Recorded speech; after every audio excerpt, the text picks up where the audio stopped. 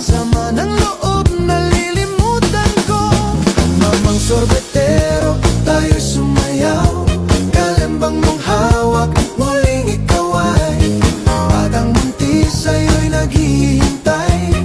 Bigyang ligaya ngayon. Alam nyo, kahit putol-putulin nyo to mga kapatid, mapapakinabangan nyo pa rin po yung sabon na to. Ito po yung niacinamide whitening soap na meron lang namang 10 times whitening effect. Itim na sabon pero natutulungan nyo makapagpalighten at brighten ang ating mga balat sa muka, pati na rin po sa katawan. Alam nyo mga kapatid, ang nakakatawa dito, hindi siya matigas at the same time mabango, mabula at hindi po mahapdi sa balat. Ano po ang mga benepisyo nito mga kapatid? Kung problema nyo po yung makulimlim nyo na batok, siko, kilikili, tuhod or kahit na anong dark spot sa inyong katawan, naku, matutulungan ng ating niacinamide. Kasi meron lang naman tong 1 million sold mahigit dito sa TikTok. Ibig sabihin, maraming tumangkilik, maraming repeat buyers, at marami pa rin ang patuloy na gumagamit ng niacinamide whitening soap na to. Familiar na kayo dito mga kapatid. Ito yung Prestige na ko. Nakakatuwa dito mga kapatid kasi once na ginamit nyo siya ng consistency mga kapatid, makikitaan naman kasi talaga na magandang resulta. Kaya nga maraming repeat buyers. Naku, wala na ako kailangan patunayan pa dito. Mura! Sobrang mura. Mas makakatipid kayo pag maraming in-order nyo. Kaya kung gusto nyo rin ng ganito mga kapatid, nako, ilalagay ko dyan sa yellow basket. I-check out nyo na. Eileen, what's your bag? YSL, 80,000 pesos. Uy, grabe! Ate Erica, what's your bag? Hermes Constance worth 500,000. Oh, grabe! Ikaw ba? What's your bag? Hermes Constance. Hello? 503. Ay! 503 pesos? Hindi. 503,000. Yes, Sama talaga yung butal. Ikaw naman, Yani, what's your bag? Hermes Birkins, 1.4 million. Hala, grabe! It's Birkin, not Birkin. Saan inuna mo yung bahay niyo bago ako bumili niyan, Ano chick? inuna yung bahay, sis? Nangingilam ka na. Nangingilam. Sis! O, tama na may bahay nila, sis. Uy, grabe ka. Ikaw naman. Ikaw naman. What's your bag, Susie? Hermes Birkin, 1.1 million. Hala, ba't gano'n? Ba't mas mura sa'yo? Fake yata yan, sis eh. Kasi latest to. Oh! Uy, che! Wait lang sis, ang dami mong sinasabi. Alam mo sis, sana inuna mong inuna mong bumili ng toothpaste bago ka bumili ng ganyan. Sis, madami akong toothpaste sa bahay. Sis, aawin namin talaga para Madami nga akong toothpaste. sis, sikmura na Ginagamit talaga. mo ba?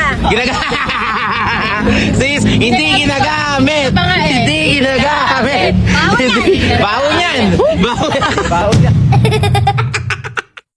Umiyak yung kapatid ko dahil nilait-lait ng isang babae yung bahay ng jowa niya. So mga kapatid, yung jowa niya po is walang iba kundi si Saidi. So yun mga kapatid, yung nang lait po sa kanya ay ito. So ito mga kapatid, nilait niya po yung bahay po ni Saidi. Sinasabi na masikip daw yung bahay nila Saidi, hindi daw maganda yung bahay nila Saidi. Even yung buhay po ng pamilya ni Saidi is nilait-lait po ni Susie Yai. Ito mga kapatid, ang munting bahay po nila Saidi na kung saan nagsasama-sama po sila magkakapatid at mga anak, mga nanay at tatay po nila. So si Susie po ang daming sinabi about dito. Sinabi ko nga po sa kanya na hindi ko ikakat yung vlog na yan para malaman mo kung mali ka. So hinamon pa po ako na sige, pakita mo, wala naman daw siyang masamang sinasabi. Kaya yung kapatid ko po na sa Elaine Yai ay naging emotional po talaga dahil sa ginagawa po ni Susie Yai na hindi po nahihiya sa harap ng nanay ni Saidi, sa harap po ng mga kapatid ni Saidi, mga panglalait niya doon sa bahay. Ang daming pinagsasabi talagang sobrang sakit talaga mga kapatid. Tinry naman namin pigilan pero yun nga mga kapatid, tuloy pa rin siya. Naku, sa tingin nyo mga kapatid, tama ba yung ginawa ni Susie Yai? Pumunta kayo sa account niya, sabihin nyo sa kanya yon na mali yung ginawa niya. Binasted na Elaine si Saidi. So yan mga kapatid, sino na pong nakapanood nito? Grabe, nagulat ako, sobrang daming basher ni Elaine sa account niya. Pumunta kayo sa account niya, sobrang daming nagtatalo, sobrang dami dong nambabash. Pero syempre may mga nagtatanggol din na sa nangyari. Kasi nag-walk out po si Elaine sa vlog na to. So panoorin nyo na lang mga kapatid para mapanood nyo siya. Nasa YT po namin siya. Tapos kumakalat po na scripted po yung ginawa na proposal ni Saidi kay Elaine. Nakalagay kasi dyan, will you be my girlfriend? Ano ba kayo mga kapatid? Ito ha, bibigyan ko po kayo ng kuluha. Ang dami kasi nag-aabang about doon sa video na kumakalat na si Elaine is nahahagip sa mga preparation. Ito po ha, bakit po Valentine po namin siya in-upload? Bakit po may mga behind the scene na kumakalat na binibidyohan ko po si Elaine tsaka si Saidi? Ito. O ito mga kapatid, sample. Nakita nyo yun, ako to. Ayan. Tapos yung nasa taas naman is si Adrian yan. Nagka-camera din po siya. So yan mga kapatid, bibigyan ko kayo ng idea bakit po in-upload po namin siya is Valentine. At the same time, ang lakas naman ng loob namin na si Elaine is mag-walk out siya sa loob ng pamamahay nila Saidi, sa loob mismo ng, or pati sa harap ni Sir Manik. So yan mga kapatid, malalaman nyo ang buong kasagutan niyan bukas. Sa mga kapatid, sa mga nagwo-worry dyan, kung mawawala na daw ba yung Silene, kung tuluyan na daw bang titigil si Saidi sa panliligaw kay Elaine, ako mga kapatid, binibigyan ko na nga po kayo ng idea. Nakita nyo yan, may mga BTS po na kumakalat, mga behind the scene na pina-upload naman kasi talaga namin para po magkaroon na po kayo ng idea. Yun nga lang, medyo nakakalungkot. Meron kasing fan sila Elaine na page na naunahan tayo, nakita nila agad, magaling.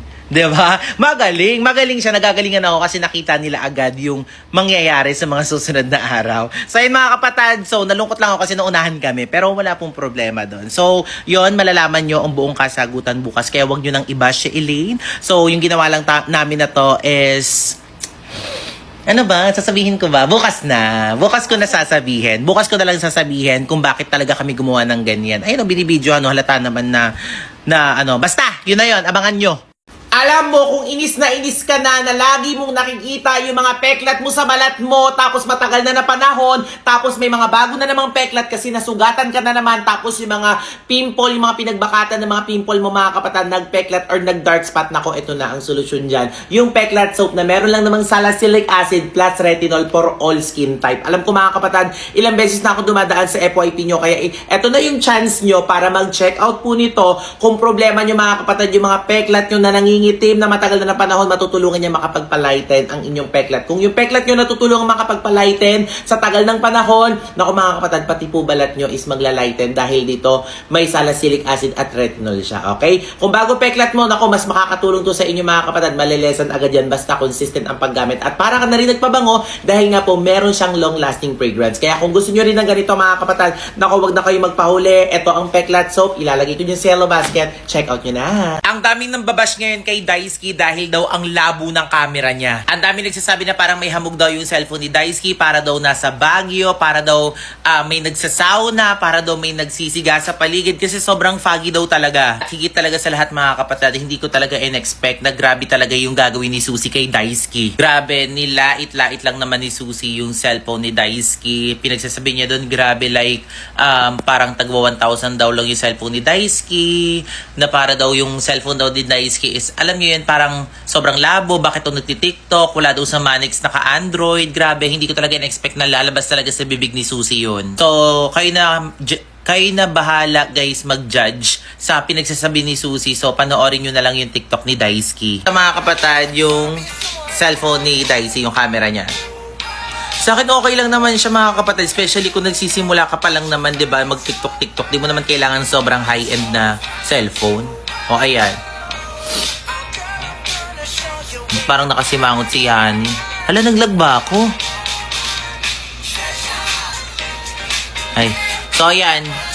Hindi ako mahilig sa mga gulay at prutas, pero mga kapatid, grabe. Napakain ako ng ganito. Tingnan nyo mga kapatid, ito lang naman yung fruit and vegetable crispy. Ito po, sa madaling salita mga kapatid, ito po ay totoong mga prutas na dinried, okay? Yung mga prutas at gulay. So, ayan, ito may carrots, patunay. Ayan, tikman natin. Ay, beans. Ang karami. Ang sarap talaga niya. Hindi ako nagsasawa dito. Ito.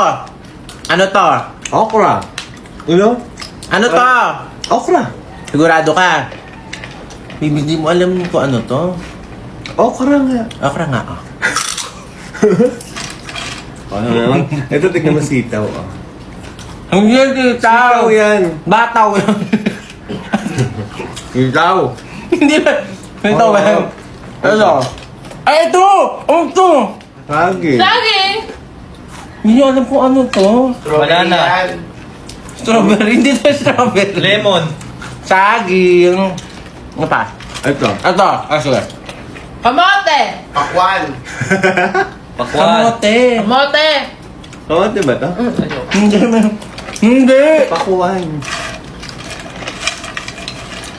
Hindi siya pakwan. Ang tarap. Kamote. Kamote yan, yung pula. Ito. Oo. Ang palaya. Pipino! Opo. Mali. Ano? Saging. Hindi. Ano to? Pipino. Pipino. Ay? Mm. Sino ba ito?